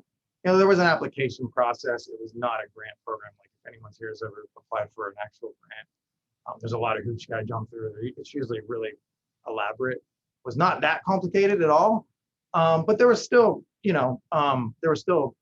a barrier where you had to come up with match and all that, which can be hard. So 2010 to present, we now give every NDA a lump sum of $4,000 annually in July, which is our fiscal year goes from July 1 to June 30th. After the NDAs, we're going to fill out an annual NDA grant report about how they spent the funding the year prior. The key points about the current version categories from the original resolution back in the day, those haven't changed. Those are still the categories that we look to for eligible projects. We have a grants policy that we update annually. I can share that with you. It's always online. But the most important part of it is, back in the day, it was a matching grant. The city basically reviewed those applications, and then we made those grants happen. Now, the NDAs kind of have two roles. They're grantors and grantees, I guess. You can develop your own projects and vote to approve and spend grant dollars on those projects that fit into those categories. And you can also receive applications from community partners, like the Historical Society or local schools, et cetera, and provide grants to others, which is pretty cool. I mean, it gives the NDAs a lot more flexibility of what they can do with this money. The funding is kept in your individual NDA bank accounts. The city doesn't have any access to that, but we do require that annual report. So I was going to go a little bit over kind of what the money can be used for, because it is important. These questions come up a lot. And what I will tell everybody right off the bat is, if you're ever unsure about how money should be spent, just let me know and we can talk through it. Way before you get down the line where you're starting to spend money on something that maybe wasn't part of the program. So I'd encourage everyone just to look through the policy as well. So as I mentioned, those particular categories are still in play. And in the grants policy, you'll see each one of these, and we have lots of things that have been approved in the past for each one. So you can always go in there and be like, oh, block parties, oh yeah, that was part of it, you know. And if it's not listed, then, you know, maybe that's a reason to call in and ask us, you know, is that something that we can spend the money on? And that's pretty, you know, I said, when in doubt, please call. So some things the grants can't be used for. Projects not open to the public. I mean, always think everything has to be open to the public. It can't be a closed door event that only certain people are invited to, things like that. You can't use it for personal use or benefits. So whatever's purchased has to be shared. You know, if the NDA has a shared property, let's say, and they purchased, or you purchased a computer to run your meetings, which I don't know if you've ever seen that, or any of the stuff you buy has to be handed down, you know, in an NDA. It can't be someone's personal property. Or, you know, if you buy food, it should be shared. All of that kind of stuff. So just look at it that way. Alcoholic beverages, marijuana, or tobacco products, definitely not allowed. Any kind of political donations or advocacy, any of that kind of stuff, definitely not allowed. Funding that goes to religious organizations, activities, or services. So always keep in mind, this money is taxpayer money. It comes from public funds that everybody in the city pays, basically. We're not allowed to support specific religious organizations with that funding. There's a little caveat though. If you have a neighborhood, and if you're in your neighborhood and you're thinking, man, that church has a really nice meeting space for our meetings, you could, but they, you know, require, you know, a donation to use the space to pay for costs. You could use that space in that way. It's not necessarily, you know, we wouldn't want to put anybody in a situation where they could use a really good space, honestly, because we're short on space, public space. And the last one is debt reduction or legal settlements. You know, anything like that wouldn't be permitted. Cash back using debit cards. You know, if you have a debit card, let's say, or a card for your bank account, I wouldn't recommend cash back, because then that cash is hard to track kind of how it was spent. You always want to keep really good track of kind of where the money's going, receipts, definitely. And something like that can be hard. Purchase of land or buildings for NDA ownership. I know it's funny, but you know, you definitely can't buy a building with the NDA grants. I don't think we have enough money to buy a building anyways. It'd be a pretty small building. Private travel expenses, private transportation. Unfortunately, you can't, like, you know, use this to put gas in your tank to get to the NDA meetings. Projects that do not have property owner permission for proposed improvements. So this one's important. I know a lot of neighborhoods are really into their parks and have supported the parks for many years, but make sure if you're doing any kind of like work in the parks, if they're managed by North Clackamas Parks and Recreation District, which most of our parks are. So most of our parks are managed by the NCPRD through an intergovernmental agreement we have with them. They're owned by the city, but they manage and take care of them. Just make sure, you know, if you're going to plant a tree or if you're going to put in a bench or any of that kind of stuff, make sure you have permission first. That's you know, important. And then, you know, generally services, anything contrary to you know, state, federal regulations, you know, we have that in there. Any questions on sort of what we can and can't, what we can't spend? I'm going to get to what we can too, which is lots of things. I put this in here, and I'm not going to really read this, but it's just a reminder. Maybe look at the policy.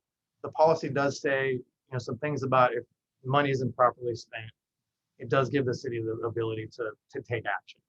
So just keep that in mind. And that's why and this has been very rare that we've, you know, ever had to do that. Because, you know, usually we have good communication and we're, you know, folks are talking through how to go about this. But just make sure you read through that.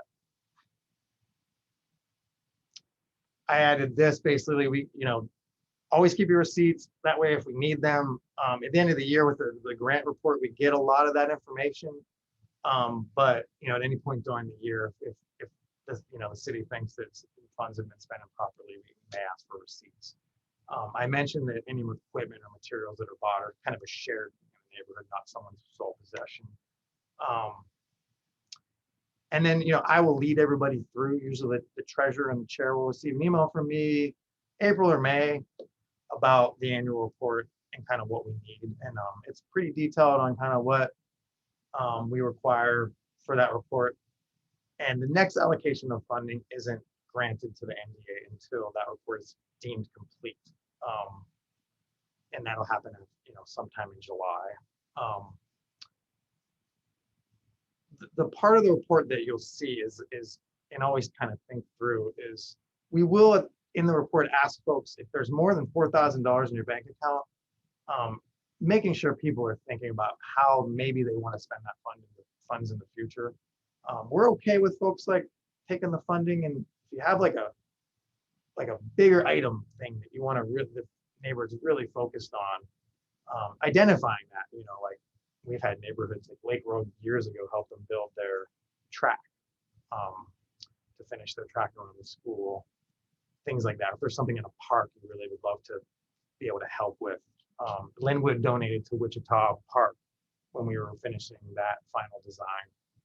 They donated $10,000 to get that park done, which was awesome. Things like that. So just identify, maybe what that's going to be.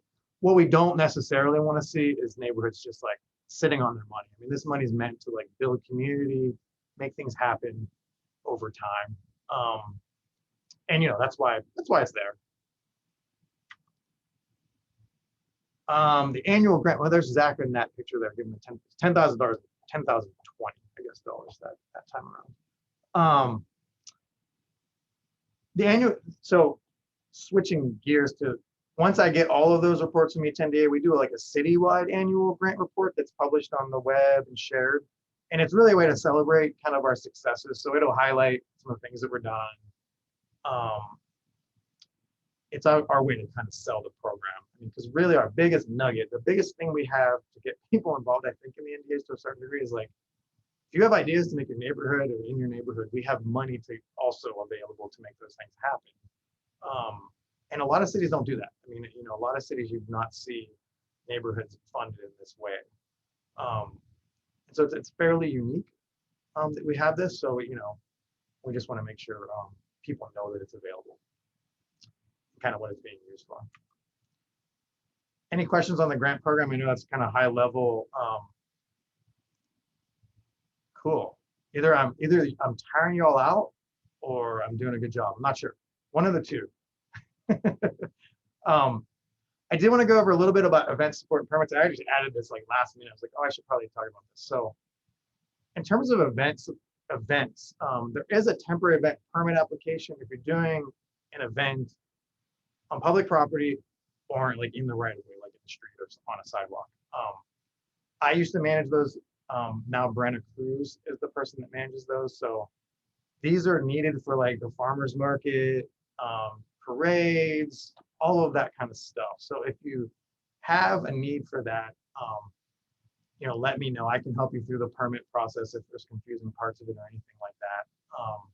But I just want to make sure that you're aware that those are available. There's also block party permits that are separate from that to try to make that process a little easier. And one of the parts I wanted to mention to you in that insurance that I talked about earlier for the NDAs, right now we have written in a block party for each NDA. We do require folks to get insurance for block parties, and it can be kind of expensive. So some years ago, we decided council wanted to try to get more people to have block parties. So we built at least one block party into each NDA. So if you look at the permit, it talks about how if you want the NDA to help you with insurance, visit them and ask them for their sponsorship. Knowing that you got a lot of NDAs don't meet in the summer, there is a caveat that the chair can sign off on that in the summer. So you may hear from folks who are trying to do a block party about that. In addition, so that's one block party. For the city, we are willing to pay for up to an additional 3 we can add on to the policies. So if we if we use that one, let me know, because I can contact our insurance company and just add another one on for like $30. It's cheap, much cheaper for us to add on to the current policy than like someone go out and get a whole separate policy. One thing that I will say though is these block parties have to be open to the community. We've had folks like trying to do block parties that they didn't want to, like, it's like they almost like want to do their own private party out in the street. We really wouldn't want the NDA to sponsor something like that. It's more of like a block party that's meant to like bring the street, everyone's invited. And honestly, we wouldn't permit a private party in the street. It's meant for the entire street. Does that make sense? Okay. And then the other part, North Clackamas Parks and Rec. Remember I mentioned that they manage and take care of most of our parks. They also have a special use permit. So if you're doing an event in a park, typically you're going to go through them and their permitting process. But it's not always the case. If you're doing an event at like Milwaukie Bay Park, we would be involved. The city would be a lot more involved than some of our little neighborhood parks. It's much more difficult to close, like do events there than it is, let's say in Ball Michelle or the other parks that are smaller and like less impactful if we, have to close streets and that sort of thing. So if you're unsure of like where to go, just let me know. We can talk through like what's the appropriate application so you're not filling out something that doesn't make sense. Finally, the event supply trailer. So the NDAs, we have a supply trailer of stuff. It has tables, chairs, canopies, garbage cans, recycling bins, what have you, for your events. So like picnics that you might have, things like that. You just have to get it onto our schedule because we use it for our events as well.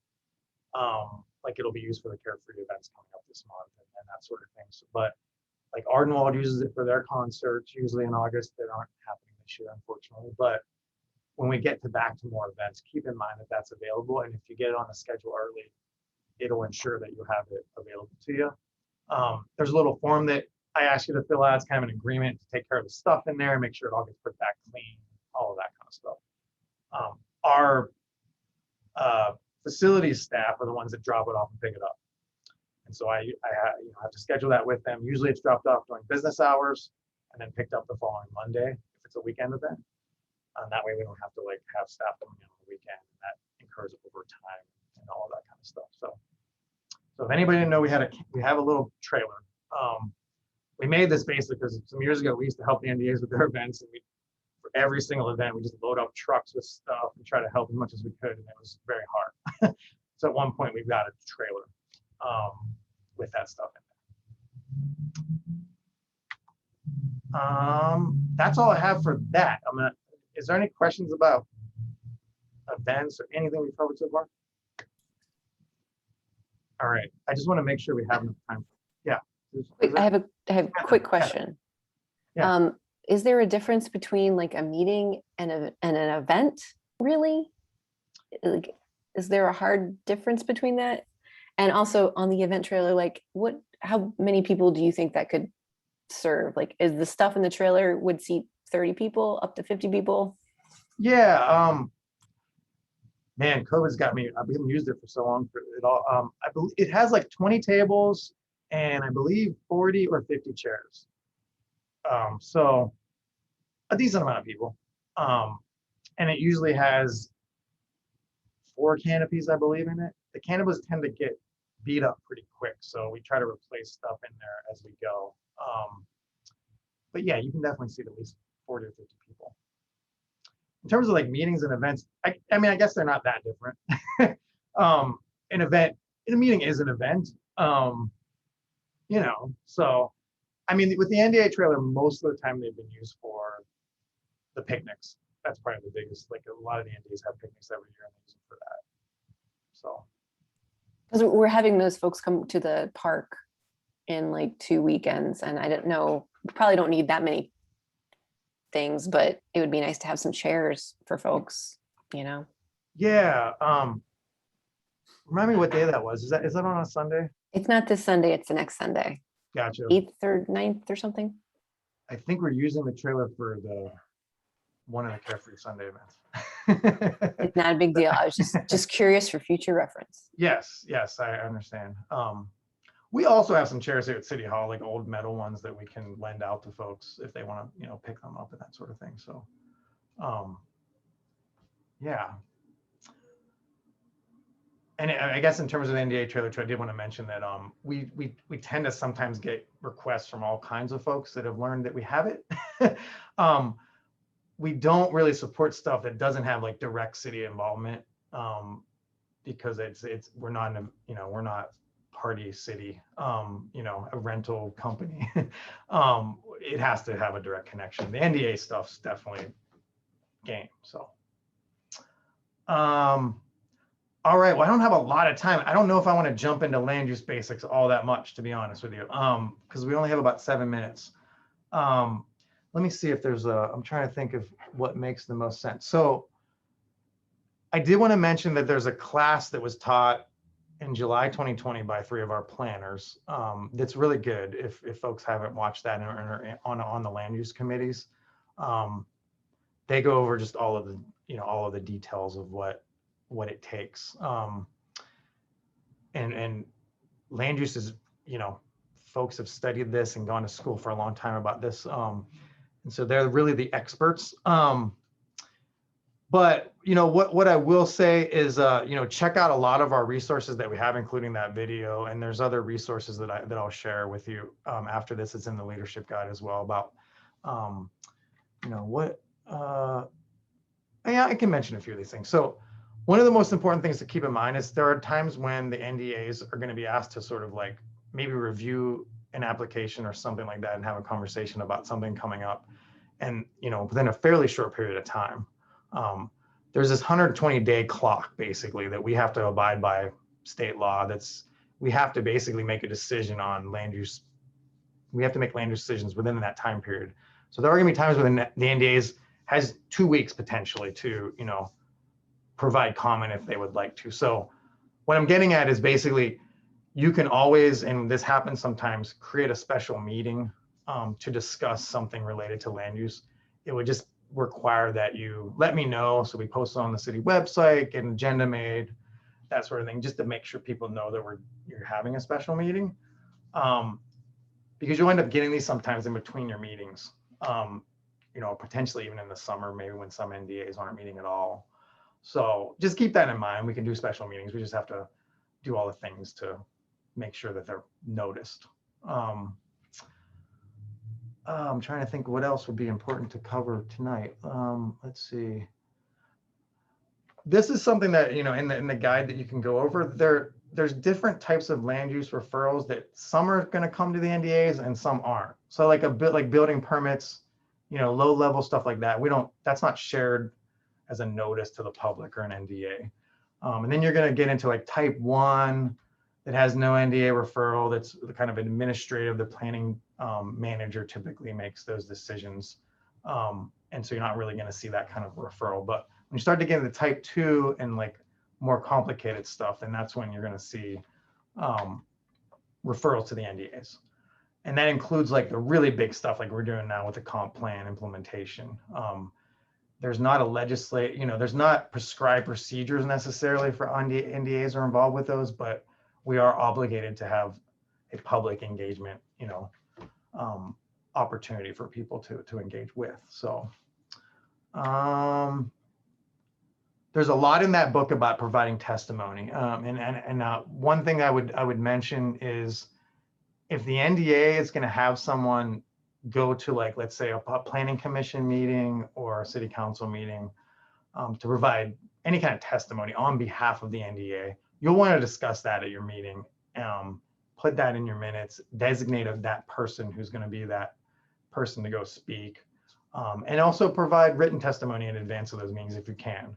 That's always helpful for planning commissioners or anyone so they can review that stuff before you show up. And then there's information in there about how to go about doing your testimony in terms of like, let me go on to the next slide. this talks about basically kind of getting ready to go, keeping your points concise. You're only going to have a certain amount of time to speak, and just getting right to the point. And all of this, what you're going to keep learning is you always want to address the approval criteria. You'll hear approval criteria like a billion times in the land use training. And what that means is planning commission is going to make a decision based on approval criteria. So really stick to that. You know, if an NDA feels like an applicant isn't meeting those approval criteria, address that. You know, making other assumptions that, you know, the applicant doesn't know the city of Milwaukie, or, you know, this is an ugly development, or, you know, something like that. That's not what typically something like the planning commission is going to rule on. And they have to look at the approval criteria. And if the applicant, you know, meets those standards, then, you know, it needs to be approved. So just stick into that area. We'll do you a world of, it'll be helpful in the end, and you know, potentially help the NDA move their ideas forward. I guess the other thing I would mention is, you know, communication. You know, when you get those applications, you're going to see a staff planner on there. You know, reach out to that person if you have any questions or would like to talk it over. They're always there to help. You know, staff aren't the decision makers, but they're the ones there that you know, are going to process the application and be able to answer all of your questions. And if you have questions about like how to provide testimony, whether it's written or at a meeting, you know, let them know, and they can kind of walk you through that kind of stuff too. So I know like the land use stuff can get pretty complicated, and sometimes that can be a little bit overwhelming for folks. But, you know, definitely reach out. I mean, I think that's probably your best bet, is just making sure, you know, you communicate with folks as best you can. We have a really good group of planners here at the city some have been here quite a long time, but have been doing, you know, planning work for decades, really. So they're very knowledgeable. All right, we're almost done. I just want to mention a couple other engagement efforts that you may or may not know of. Engage Milwaukie is a platform that we set up back in November of, I guess it was 2000, was it 2000? Yeah, it was I guess we've been going not even a year yet. It's a platform we set up that you can find through the city website. It's engage.milwaukieoregon.gov. And what we've been doing over time is adding projects to that we would like to engage with the community about. Not everything's going to be on there that we're engaging on. It's really a tool meant to provide that opportunity, especially like it became more and more apparent that we needed something like this during the pandemic, because we weren't able to do it like all of our in-person stuff that we normally were doing, like for open houses and some of those things that we would do pretty regularly. So I encourage you to check that site out. We do ask for registration. You don't have to register if you don't want to use the engagement tools and just look at it, or even subscribe your email to specific projects to get updates. You can do that without registering. But once you register once, then you can engage with the tool for everything that's on there. Reason we did the engagement and the registration is really why we got the tool in the first place. It's really helping us figure out who we're reaching and who we're not. So we're getting a little bit of demographic information about who's engaging with us online and who isn't. And so we're trying to use that to try to figure out where our gaps are and where we're doing a good job. And I think over time that community is building. So and not to mention when I add something on there now, I can share it with folks that we've already engaged with, and to make sure we're not always starting over from scratch, which is what sometimes we end up having to do. So, and our social media channels, like I mentioned, Facebook, Instagram, Twitter. Facebook's probably the one that we get the most. It's our biggest community.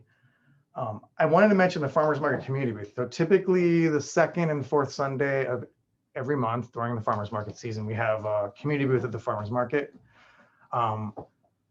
We didn't have it last year for obvious reasons, but this year we're not having it at the market, and we're not having volunteers at it. If you come down to the market on the second or fourth Sunday from now until the end of the season, you might see city staff out in front of City Hall with a booth, possibly some city councilors talking to the community about some things that we have going on. We will get back to using volunteers in the future, and that is an opportunity for NDAs to sign up if you want to come and talk about things your NDA is doing, or just help us in general, engage with the community about things that we're doing. People tend to enjoy that one a lot. I usually get people coming back over and over again who just enjoy being there to talk with folks. So look to that. We'll get that back hopefully next year. I thought we'd have it this year for sure, but yeah, we're still kind of trying to keep people safe and separated if we can. So that's all I have. And it's 8:03. I went over. Oh no, I broke my own rules. I hope that is there any final questions or comments or anything anybody would like to share?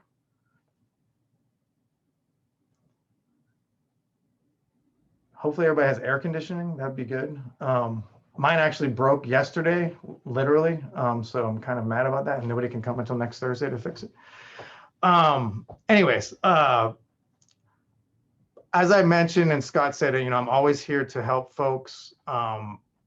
And if I'm not here, I usually point folks to Jordan Imlaw, my coworker. He's probably the other person in my team that knows the most about sort of the NDAs and can help as much as possible. And definitely reach out to Scott about any of that kind of stuff in terms of records and minutes and agendas and all that fun stuff. He's a great resource. And yeah, we'll just keep plugging away. And I'll probably be inviting folks to a leadership meeting, probably, I would say in September. I tend to not do them in July or August because a lot of NDAs aren't meeting anyway. So we'll probably wait until September to do that. And an email about sort of like this whole virtual hybrid meeting stuff. And the NDAs, if they'd like to continue just to be virtual, that's totally fine. You don't have to go back to meeting in person if folks don't feel comfortable doing so. And we're going to keep playing for the Zoom accounts. So if you want to continue to do it that way, feel free. Yeah, Rebecca? A question about that. We have kind of an uneven mix of folks in our meetings that we've been having subcommittee meetings this summer. Some folks feel really strongly about not getting vaccinated, and others feel like that's a good neighborly thing to do for everyone. So are there policies that NDAs are using around meetings and meeting in person and masking and things like that? Are there policies and standards that the city has advised on that we can use in situations like that? Or is it up to the NDA and the comfort of individuals at those meetings or subcommittee meetings to make that decision in real time? Yeah, I mean, we don't have any policies. We just, I don't know if anybody, we just did one of our couple first hybrid meetings with City Council this past month. So at this point, it is kind of in the NDA's court. I was telling folks up until September I was recommending folks stay virtual as much as possible till we kind of were able to figure out kind of what a hybrid meeting might look like and kind of seeing where things were going. And it was on like this, I thought was a good trajectory, but then I feel like we've taken a step back. So yeah, I think it's gonna be up to each NDA to kind of figure that out. And honestly, it might be decided for you depending on where you meet. I know some of the folks, if their meeting location might not be available because they're just not hosting, at this point. So we've been doing everything outdoors, and I just have felt a little uncomfortable requiring masks. We've had a lot of discussion about it. I didn't know if, I don't personally feel uncomfortable requiring them, but I don't know if we'd be in violation of a policy with the city. So like, for example, with the Carefree Sundays event, our volunteer call for that table, I've told them that if they're going to show up, they need to have a mask on because so many kids will be present. Yeah. So Yeah. I just want to make sure that we're not overstepping our boundaries to require things like that. Yeah, I mean, it's I would leave it up to the NDAs and how you as a group feel. Once the state mandates were taken away, we don't really have a lot of teeth necessarily to require like even adhere at City Hall. We are recommending again for folks that come into City Hall that they should wear masks, but we're not requiring it. If that changes at the state level, then I think we'll probably end up changing it, you know, locally. So yeah, it's a tough one. It's we're just in this weird, you know, kind of transition. So Thanks. yeah, I'll try to keep everybody updated on that as much as I can as we kind of go through this next month, see where things go. Well, that's all I have for tonight, and I like to keep this to, you know, to the time period that I asked you to be here. So yeah, any final comments, questions, anything like that? All right, well, I hope everybody learned something. I will share the slides with everybody after this, and any of the things that we mentioned, I'll make sure. I think what I'm going to do is put a little resource thing on the website that people can find all these little templates and that sort of thing easy. So I will let you know where all that stuff is. But thank you for getting involved with your NDA. I know, as Scott mentioned, it takes time and we all don't have enough of it. You know, it's much appreciated. So have a good night, everybody. Thank Take you. care. Thanks. Have a good night. You too.